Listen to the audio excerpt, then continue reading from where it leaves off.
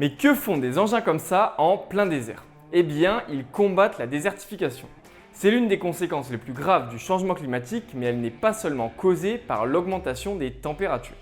L'exploitation excessive des terres, la déforestation, les incendies et des pratiques agricoles peu durables comptent également pour beaucoup dans la désertification des sols.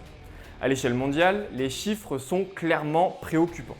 Selon la Convention des Nations Unies pour la lutte contre la désertification, l'UNCCD, environ 41% des terres émergées entrent dans la catégorie des zones arides potentiellement à risque et plus de 3 milliards de personnes vivent déjà dans des zones fragiles. Chaque année, la planète perd environ 12 millions d'hectares de terres cultivables, équivalentes à une superficie agricole presque aussi grande que la Bulgarie. En France, le Comité scientifique français de la désertification a déclaré fin 2024 que 1,4% de la superficie totale du territoire national pouvait déjà être considérée en état de désertification, soit 751 700 hectares. Les zones les plus concernées sont principalement le pourtour méditerranéen, la Corse du Sud et certains territoires d'outre-mer.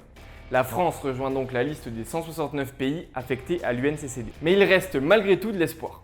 En effet, la désertification peut être ralentie et en partie inversée. Des techniques comme l'agriculture de conservation et les rotations entre cultures aident à maintenir le sol fertile en réduisant l'érosion et en améliorant sa capacité à retenir l'eau. Il est fondamental aussi de rendre plus efficaces les systèmes d'irrigation pour limiter les gaspillages d'eau et contrer la salinisation des sols.